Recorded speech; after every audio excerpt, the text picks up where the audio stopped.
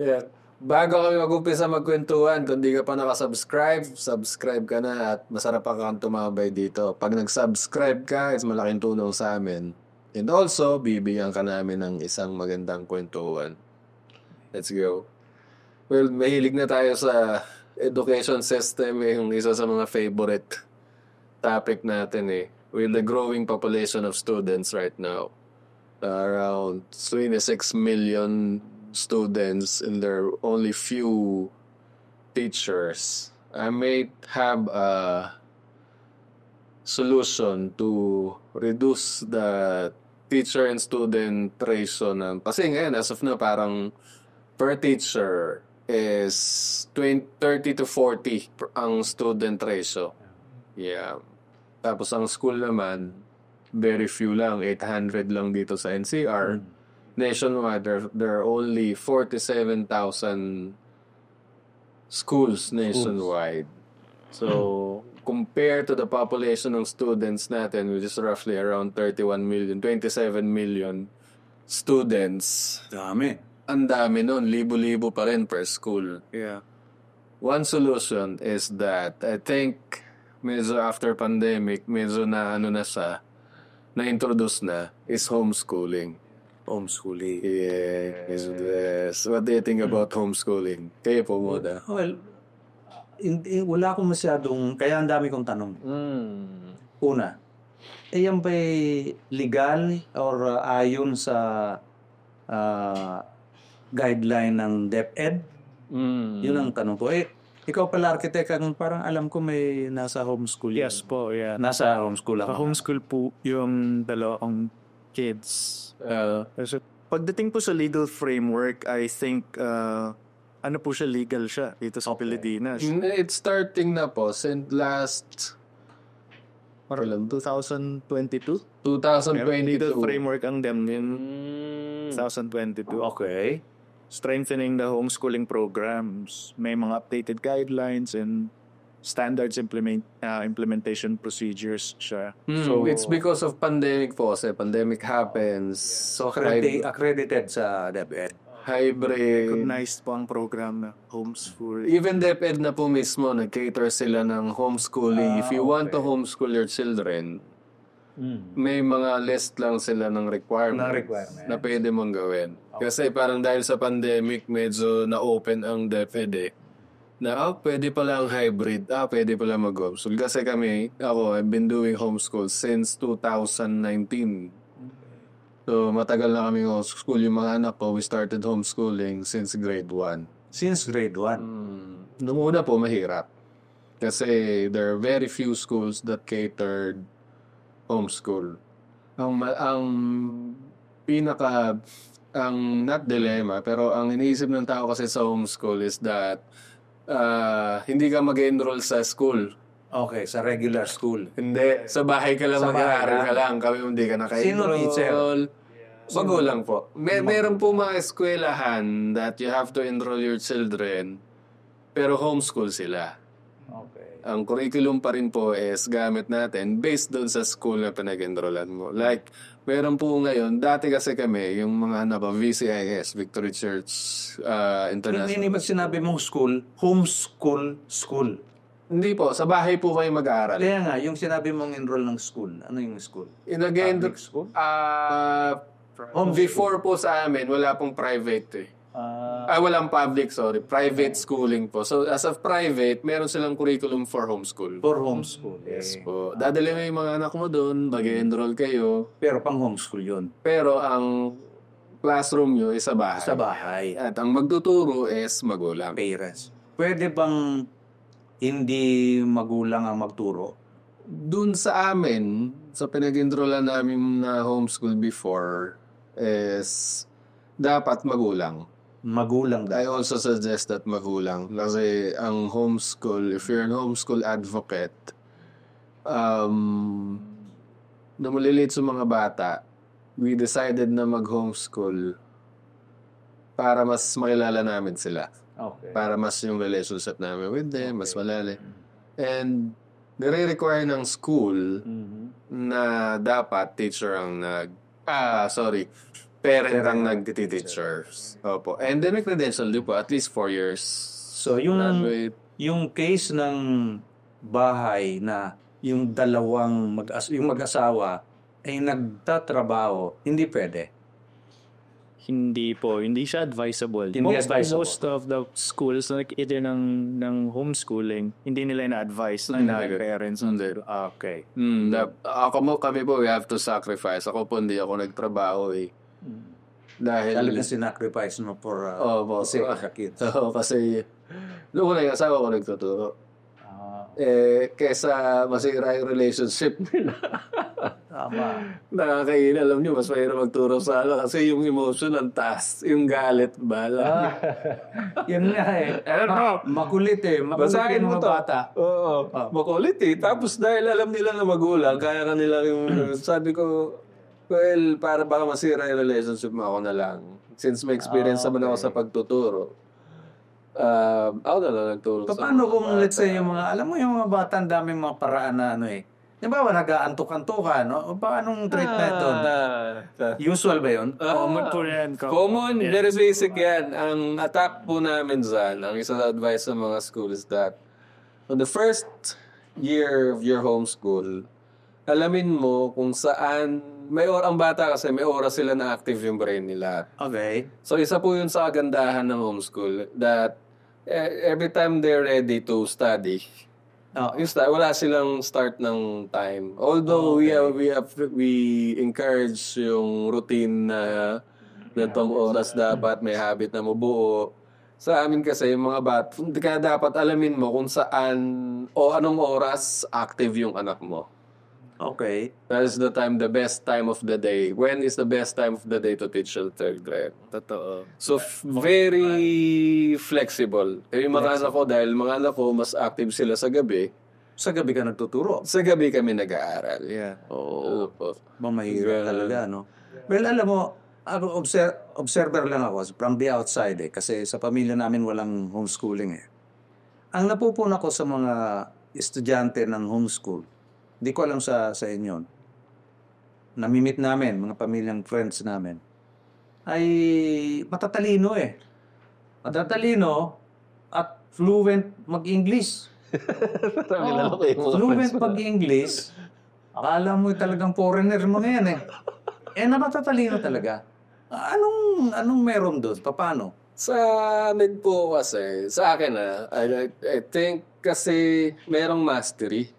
Okay. Doon sa, although the school na ipinag-enrollan namin is binibigyan kami ng curriculum.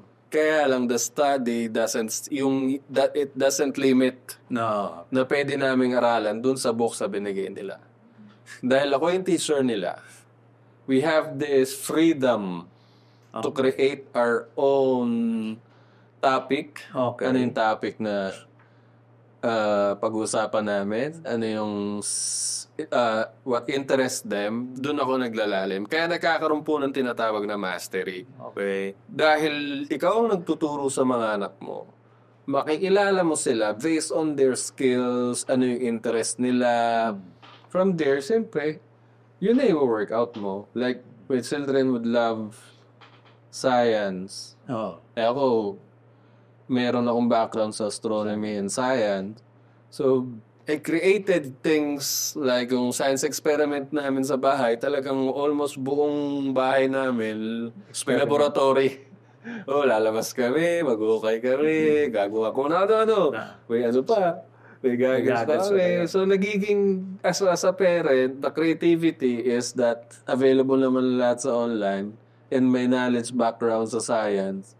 So, kahit yung, dahil iba-ibang level yung mga anak ko, yung bunso ko nasa grade, bata pa sa nun, tapos yung dalawa ko magkaiba ng, dahil science, naging advanced na yung bunso ko.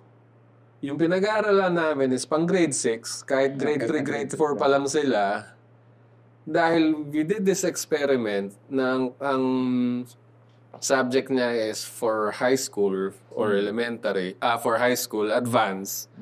Ini-explain ko sa kanila yung layman's term. This how gravity works. Yung may ginawa pa kaming gravity, yung sabay mahuhulog yung isang magaan at saka mabigat. Sino na mahuhulog? Okay, I pick up Sino mga mahulog? Ayan. Sabay. Bakit hindi nagsabay? Kasi may resistance ng air dahil flat yung ano. So, nang-i-explain ko sa kanila. Pero if there's a feather tapos mas mabigat sabay bumagsak, it's the gravity. So, na-explain ko sa kanila in a very on their nakayang capacity nila. So, the curiosity, kung saan sila curious, kasi ang bata, if they ask, it means it's easier for them to learn it from it. Parang yung mga moments ng mga bata, doon mas natatanda nila. Ikaw architect, anong experiences mo sa mga bata? Paano sila na-absorb yung kaagad yung kasi magagaling Yes, tama po yung sinabi ni Tito Rom. It's the mastery. Yun yung parang advantage na when you are in homeschool, hindi ka nagmumove sa next subject hanggat di nila natututunan. Yeah. Unlike sa school po kasi, you have to catch up. Pag ikaw mahina ka at yung buong klase nauuna na, True. so para magawa to catch up. Para sa homeschool, hindi tayo alis hanggang di mo nagigets to. we have time to go out of the textbook. Yes. Diba, yung textbook ito. Pagka may question sila ron, maaari kang lumabas doon. Yes. Kumuha ka pa ng reference books. Outside references. Tsaka po, dahil nakikilala mo yung mga bata as you do the homeschool, alam mo yung ita-target mo sa kanila. Alam mo na kung paano sila mag-isip. So, as parents, yun yung advantage natin. As compared na pagkakatiwala lang natin sila sa mga teachers, is we know yung attack. Ano yung best way that they can learn? So, para sa mga kids ko, we incorporate play. Katulad ng ginagawa ni Tito Ro. We incorporate Naglalaro play. kami, mas madalas sa amin lang. Kasi yun yung sa memories nila, yun yung fun. The fun learning. Pagka masaya silang ginagawa or nag-aaral sa isang bagay, ang retention ng knowledge and wisdom mas tumatagal ko sa kanila. Pag forced, may halong negative emotions So, kaya hindi ko alam, baka may trauma ka rin nung nasa school ka. Ako, meron akong trauma sa school kasi hindi ko siya naiintindihan, napapagalitan pa ako. Sa homeschool po, my kids never experienced that. So we move in a way na na-ensure namin na effective yung naituturo at naiintindihan nila. Yeah. At the same time, we're making memories. Oo, yun ang pinaka-the best sa akin Kaya hindi ko may parent-child Interaction. relation po isa sa mga treasure na I would say made the right decision to homeschool my children. Kasi the memories that we had during our learning days, not just with me and the children, even with my wife to them. Kasi kapag math, asawa ko nagtuturo Lalo nung nag-grade 6 na sila, ang hirap na, mami, patulong ako sa nagtuturo. Yun yung bonding namin as a family, mas malalim. Or mas, I could say, we've created memories that I think they would treasure as well na mas maalala nila. Yeah. Kasi most of the time, I'm not saying na aminin naman na natin. 80% ng kalokohan sa eskwelahan natin natututunan. So yeah. Diba? Magsinungaling. Sure. The culture of each children is different. Makakatch na yung culture ng ibang bata. Kung may mga palamurang magulang, makakatch ng anak mo. Or yung basad. True. Okay. Karamihan ng kalokohan sa eskwelahan natututunan Alam mo ba na tinatawag na nga yung Pilipinas na bullying capital of the world? Talaga. Racist. Halos may nagsasabing ganyan na sa Philippines, ang tindi ng bullying sa school. Parang hindi na po nagtatatan sa social media pa lang. So yun, Social days na pala at least itong homeschooling, may iwasan yung bullying. So shield natin yung mga bata from Opo, isa rin ko yan sa I would say, ako gusto kong mag-sorry dun sa mga nabully ko nung bata, nung elementary high school ako. Bully rin ako Sorry yung guys Kilala niyo naman ako. Sensa na. Isa sa mga biggest regret. Ano ba tawag doon? Not regret maling nagawa ako nung bata. Naging bully din ako. Part of growing up. Part of growing up. Nagkamali tayo lahat. Well, anyway, sorry ulit guys. Sa mga classmate ko, sorry. Pasensya na kayo. May na-impose ako. sa kabulihan ko nung bata ako. So anyway, yun po isa yun sa mga kasi I have a special child na case ng cerebral palsy din. So we have to do homeschool. Siyempre, ayaw natin nung may nabubuli sila. Yeah. So, paano yung limbawa, nag-homeschool siya hanggang, kung anong year level, grade level. So, limbawa, gusto nang mag-transfer sa regular school na. That's a good Regular school. It's a good question na sasagot ni Tito Rom kasi wala pa ako dun sa stage na yun. Anong mga proseso ang dadaanan para preparation to transition to papunta school sa- life? Yung bang grade niya dito sa homeschool, the same grade ba?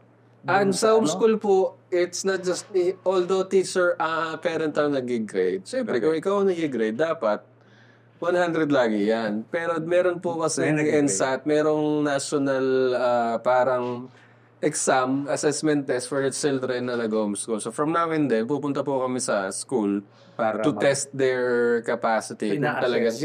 May assessment ko ang DepEd. DepEd itself is giving assessment. I think it's called... So, yun pala yun. Yung assessment program nila, merong binibigay ang DepEd, yung NSAT ba to? National Philippine Educational Placement Test. Okay. PEPT. So, yun ang mag-categorize. Na kaya mo na ang grade 6. Okay. Dahil advance ka nga magturo sa mga... So, kahit na napakadali grade for them. 3 lang yung bata na nag-homeschool, yung capacity niya, Grade grade 6 dito sa regular school, grade 6 siya. Hindi po. Pwede mo namang i-advance Pwede, yes. if you wanted to. Kaya lang sa mga ko kasi, I don't like to jump kasi yung age nila hindi Tama. will not be appropriate with the things. Lalo ngayon, parang Makalalay grade na 6 na inaaral namin. Pero edad niya pang grade 3. Okay, kung grade 3 pumasok sa grade 6, yun. Pero ngayon po, naka-transition kami in doing traditional school. Okay. Yesterday, we enrolled our children. Kasi sila na yung mismong nag-ask, can we try can we try regular school? Sabi ko, walang problema. The excitement that they have is ang taas. Kasi although hopefully yung expectation nila ma-meet doon or yung expectation versus reality. Kaya during the time na nag-enroll kami, excited siya. Diba? Sa regular Pumasok kasi until grade, na sila parang grade 9 and grade 10. So, papasok sila as high school na. Pagpasok nila doon as high school, yung interest nila sa pag-aaral mataas. Okay. Unlike sa atin, parang wala yung excitement. Yung grade 1 lang excited pumasok ng pag-aaral. Diyan, ang tanong ko ngayon, mahal ba? Sila gusto mo mahal ba mag-homeschool? Yeah, depende po sa school na papasukan. Pero ang range niya nasa 18,000 to 100K plus. Depende. Depende sa Parang caliber. Pilipinas, Kasi kami po, nag-try kami mag-enroll sa Liberty, US base. Meron naman dito sa Pilipinas which cater yung School of Tomorrow, Homeschool Global. So, depende sa HCS. school. Depende po sa school. Pero kung if you're going to ask the cost efficient of the whole school year, para sa akin, mas tipid ang homeschool. Yeah. Wala nang uniforms. Walang uniform. Walang pamasahe. Walang pamasahe. Walang baon. Walang baon. Walang extracurricular activities. We don't, although mas magastos kasi It's every day. we have this freedom to go field trip every time. Ang calendar, ang advantage, mas mura kasi wala ng school service. Mas mapapamura ka in the long run. In the long run, mas mura homeschool po kasi. And also, nasa sa'yo na rin yung how expensive are you going to teach your children. Like, gusto mong field trip kami araw-araw. Pero yung the travel that we created, kami magpapamilya, is sa lubong kami. Ang weekends namin, ang days namin to go to the mall is Monday, Tuesday. Ganon. Walang tao. Pag pupunta kami sa mga mall or sa mga amusement park, we don't go weekends. That's right. Pupunta kami Wednesday, Thursday, para walang tao. Yung Si advantage. Iwas kami sa traffic. Solo niya yung museum. Minsan yung tao doon. Minsan kami lang ang tao doon. Experience There's this natin yan. one time experience namin. Parang ni-reserve mo yung lugar para sa kanila. Rented namin yung museum. That's the advantage. No. So yung homeschool parang nakamatin doon sa mga naunang mga pag-aaral na freewheeling ang Yes. although meron kang system pero freewheeling kaya palang gagaling nitong mga bata gagaling eh. Oo. Saka, Yeah.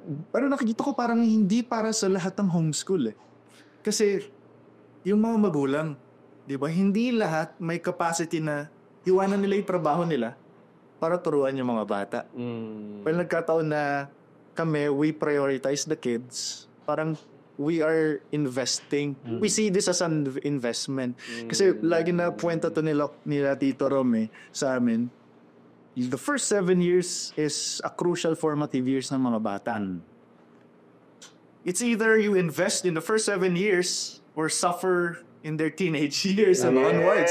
Yes. So, tumatak sa akin yun. Nakwento nila yun sa akin and we decided na let's invest in the first 7 years of our kids. Homeschool natin sila. Dito, may embed natin yung values na we think we need for the kids to para pagdating nila sa teenage years, may return of investment na. Wala na kaming masyadong time na gugugulin para is troubleshoot.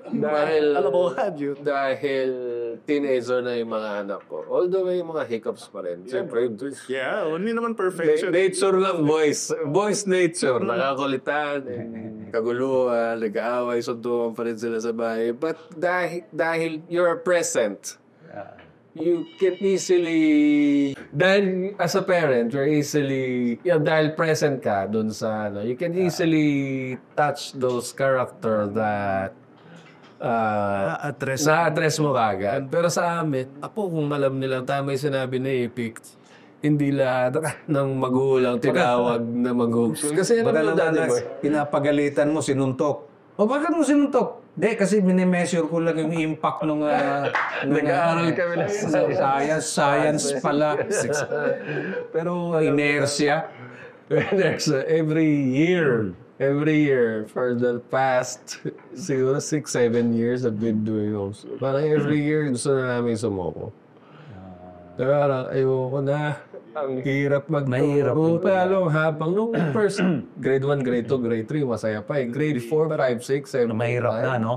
Kailangan ko rin mag-aral ulit eh. Tama, That's why in the schedule. Tapos yung mga bata, parang, mahirap na. Alam mo yung... Ayaw na rin nila mag-aral. Parang kung naubusan na ako ng creativity to do this. But yes, pagdating nga sa math pagka may calculus na, mahirap yun. Opo, kailangan ko ulit mag-aaral eh. Pero every year na magde-decide kami, pasok na natin sila sa school, hindi na ako parang kailangan ko na magtrabaho ato. Yeah. Pero kung isipin mo na kami parang pagkakatiwa. Anong school hanap kami ngayon? Parang tapos kung imagine namin na dito pa kayong pagkatiwala yung mga anak ko sa iba. So, I'm not saying na hindi sila mapagkatiwalaan. I think my children is not ready to face yung culture and all. Meron pa akong kailangan i-sharpen sa kanila na character. Pero this year, papasok na sila sa I think regular they are school. ready. So anyway, speaking of school, alam mo ba na tinitingnan ko yung nag-research ako ng mga schools na the best yung best education system. Lumalabas may Sweden, merong US, may UK, Belgium, yung mga ganon. Pero meron namang iba na yun nga ganon, nag-enumerate din ng best schools, no? Singapore. Pero ang malimit yung Scandinavian countries, malimit kasama yun, yung mga Sweden na yan, yung mga lagi kasama. So, yung pag binasa ko, may yung laging may play. Yung laro, pinababayaan lang yung pagka yung lower years, no, guys, sa homeschooling.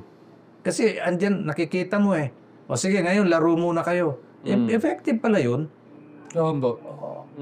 Sa Urban po, I think first few years, walang hanggang mga grade exams.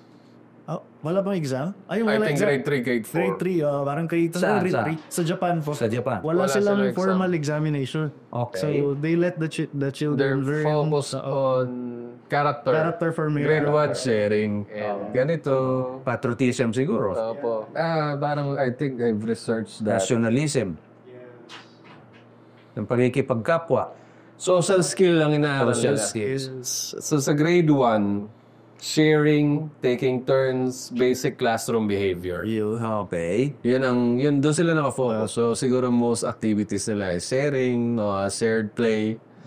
Pag grade 2 na sila, kindness, respect sa rules. May rules na pag grade 2 na. Yung tinuturo na kindness, tapos respeto, and then naging post na sila yung mga rules. na. Sa grade 3, doon na sila mapasok ng math. Like, Okay. multiplication, division. Pero doon na sila medyo nag-aaral na sila. Study kanji. Kaya papasok yung exam nila grade 3.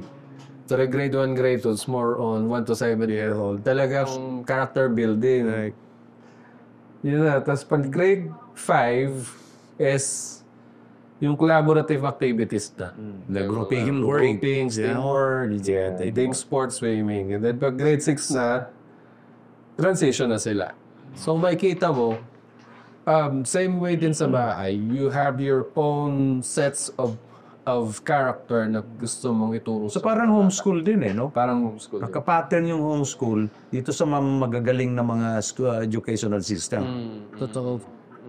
Actually, Legos is one of the tools. Ang daming Lego dito. Dito kami po, mga bata, tatulong sila mag-build niyan. Tama. Yung creativity, ilang mga bansa, actually may mga bansa na incorporated ang Lego sa Curriculum. curriculum nila. Lego ay magbi-build ng Mag-build sila. Tsaka mga ganito, no? Yung mga Scandinavian country like you had Denmark, Sweden. Kasi ang Lego galing diyan sa Scandinavian country, ano? Parang Sweden or Denmark. Denmark ko Denmark ang Lego. Pero ginagamit na rin sa school. Ginagamit ko sa school. Sa amin din po kami, we always do mga Lego. Mortal enemy ng magulang yun eh. Why? At sa pa niya, pag natapakan yung kalat, ang hirap ligpitin. Pero yung Lego kasi, kahit tingnan mo, ganyan lang yan na parang mga lang. Yung mga bata nakakapag-isip ng gumawa ng mga structures na sila na mismo nag-i-imagine kung ano. Saka incorporated din po math. Fraction. Yes. Parang isang buwan natin sa galawa, kalate. So parang mas nakikita nila yung physically how math happens in real world. That's true. Tsaka yung eye and hand coordination when they do that. Nakakatulong sa formative years nila. Sa sa may nakita ko sa US, yung STEM, yung science, technology, and engineering and math, sa US, ginagamit dun sa grade school na papunta sa STEMs. Gumagamit ng Lego. Yes. Lego. Galing ha? Robotics. Opo, Lego. Yeah. School. Turkey din. Sa Turkey. Sa elementary and secondary. Ginagamit din ang Lego. Malaking factor po talaga. Yun ang minsan wala sa regular school eh. Walang, alam mo yun, parang Kaya tayo laging nag-innovate, no? classroom style lagi. Although may mga teachers na gumagawa naman. Kudos sa mga nag-extra effort na teachers. Yung pinag-usapan natin last episode, yung creativity ng teacher on how to incorporate practical things. Hindi naman kailangan mahal eh. Kami sa bahay, science experiment natin, baking soda, asin, supa, harina, Coke, Mentos, hindi kailangan mahal. Yeah. Ang dala mo lang is the knowledge how to utilize those regular things for letting them experience. Accessible din ang resources. Accessible din ng resources eh. You just have to utilize this in the right way. So, ang advice natin sa mga, balik na naman tayo sa teachers nito eh. Kasi natin ang mga teachers. Alam mo, ako, sa mga teachers ako, kuwan ako, kasi syempre, family of teachers din kami. Kaya lang, sa ngayon, modern day times na, gamitin din yung technology ng teachers. Kasi ang hirap naman ng sitwasyon na yung mga students, because of technology, mas matalino kaysa sa teacher. Huwag naman Especially lumating po sa ganong sitwasyon. Iwanan na po ng generations first. Mga anak ko, very exposed sila sa sa technology. Oo. Basta mo nilang natutunan ng AI para sa akin. That's right. So, yung teacher, in-encourage natin, huwag matakot sa computer. Baka natatakot yung mga teachers sa computer na Opo. huwag kayo matakot sa computer. Mag-aral kayo mabuti. Pag-aralan ninyo yung ituturo ninyo. Kasi yung tinuturuan ninyo, kung mas marunong sa inyo, mabobor yun. Hindi na papasok. Kasi sayang ang oras niya eh. So pag hindi na pumasok, nandun na sa labas kung ano, baka bisyo na. Yeah. Kasi hindi na motivate kasi walang natututunan doon sa teacher. Yun ang ano ko dyan. So, balik na naman tayo sa teacher. So anyway, teacher, sorry ha. Pero that's it. That's the way eh. Sa akin po, isa sa mga laging tinatanong sa amin kapag every time I open, hindi, homeschool yung mga bata eh. Laging takot yung mga tao, ha? Homeschool? Oo nga, tama. Paano yan? Sinong friends nila? Paano sila nakikipag-usap sa tao? Hindi ko po kinulong yung mga anak ko sa Bartolina. Nakakakita pa rin po sila ng ibang tao. Yes. Yun yung fear ng ibang... Worry din namin yan eh. Pero ito pong na-observe namin, they're very affectionate. Yung mga anak ko, very affectionate sila sa mga Nahalubilo nila. Nahalubilo nila, mga nakilala nila, mga same age nila. So parang yung idea na magiging shy yan, magiging takot sa tao yan when hinomeschool nyo kasi kinulong nyo, hindi po yan totoo. Hindi totoo. One thing bakit mahihayin ng anak mo, they are insecure of... Hindi sila secure sa pagmamahal ng magulang. Mic drop. Dahil homeschool ang mga anak natin, secured sila sa love. Affection, na-affirm sila daily, hindi po sila binubuli. Hindi, walang bully. Diba? Lalaki silang may confidence. Well, in fact, yung mga bata nga, I'm not saying na mas magaling yung mga anak po, but the way they converse with people, kasi sanay sila na kausap nila matanda. Matanda ako eh. So I don't baby talk them eh. So mas nahasa sila in communication. Siyempre, natular lang na siguro sinasabi nila yung mga batang mahihain. Siyempre, pag nilabas mo hindi naman sila kakausap ng stranger. That's right. Diba? It's nature ng bata na maging mahihain at first. Pero if you get to know them well, hindi ko nakita yung social... Baka mas matalino pa sila. Hindi ko nakita. Never ko nakitang social problem. May social problem yung mga anak ko. Ang ano lang is that they love to stay home. Kasi naging comfort zone nila yung bahay. So, yun lang problema sa kanila. Gusto ko lumabas. Can we go out? Let's go out. I don't wanna go out. Nung mga maliliit sila, kahit saan sasama. Kahit saan sasama. Nag-nature nila eh. Nag-teenager na eh. Eh, tanong lang ako. Okay, kasi yung homeschooling, parang kala mo patterned after European countries o US yung education, no? Kumusta naman pagdating sa Philippine history? There are students na doon Pangilinan. Homeschool yan. Marami pong... There are people at homeschool I think successful. Yeah. Although wala lang kasing competition. Hindi na may measure yung talilo nila kasi hindi nila nako-compare yung sarili nila na other students. No grade system. Meaning, yung kaalaman nila sa Philippine history. Ako po, mahilig ako. Ganon? So, ganun din. Mas malalim pong kwento kapag Mas masarap ang kwentuhan. Para kumbaga sa public school, hindi naman natin dina-downgrade. Pag sinabing, sino pumatay kay Magellan? Ma'am, Lapu-Lapu. Correct. Tapos na yung quest. Sino pumatay kay Lapu-Lapu? Ngayon, end of story. Sa mga kalang sa homeschooling, you can dig deeper. Ano ba nangyari? Ba sinatay? Can ask questions. Ano bang, yung magtatanong ngayon, bakit pinatay nila Kulabo? Yun ang mga Sa amin, mas pag in-depth na mga pag history sa bahay, parang movie time. ayo Meron kami time pag history, when we talk about history, movie time. parang movie time. Parang movie. Kasi the way I narrate it to them, parang may May dialogue pa. action. Ganun. Kaya siguro na-enjoy nila ang history. Yung retention nila mas mas pataas. And then even gumagamit din talaga ako ng mga movies itself for history. Naghahanap talaga ako ng mga movies. Gaya ng Juan Luna. Medyo ano po yun eh. Medyo karne na. General Luna ba? Ano eh, murder eh. Baril-barilan sa parang explicit words eh. Doon po medyo light na po. Jose Rizal, yeah. Jose Rizal. Di Cesar Montano. Yung pinanood sa kanila. Magaling. Maganda, no? Opo. And at walang, alam mo Tito Rom, yung may kasamang film showing.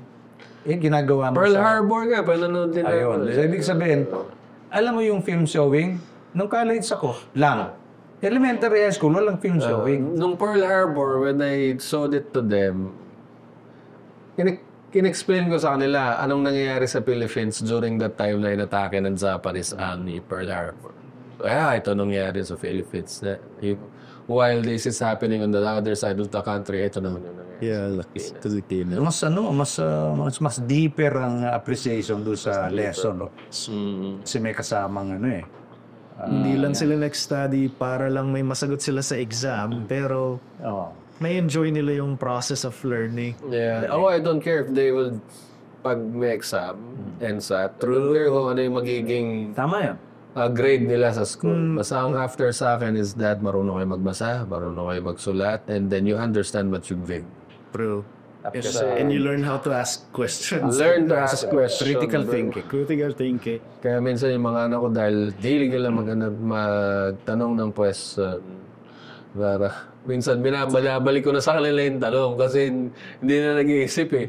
Talaga bang iasa nyo sa akin lahat yan? Hindi nyo maisipin bakit siya lang sagot sa tanong. Binabalik ko na sa kanila. Yung mga age 3 to 9, pwede mo sagutin lahat ng tanong nila. Pero pag dumating na ng 10, 11, 12, balik mo na sa kanila yung tanong. Kasi para isipin naman nila kung ano yung base nila itanong, isipin muna nila kung ano yung magiging sagot sa tanong nila. And then verify nila kung tama yung sagot. Kaya siguro na-enjoy ng anak ko yung philosophy. Kasi dahil doon sa binigay yung statement, bine-verify na sa akin kung tama yung sasabihin ko. Nakakatakot yan eh. Grade, ano pa lang yan, grade 6 pa lang, philosophy na kinag-aaralan. Philosophy, grade 6. That's nice. Yeah. Well, in conclusion, kung na-enjoy mo yung kantuan namin at umabot ka sa gantong time of the video, subscribe ka na para makahanap ka pa ng makita mo pa yung ibang pinagkukwentuhan namin. Salamat sa suporta ninyo. God bless.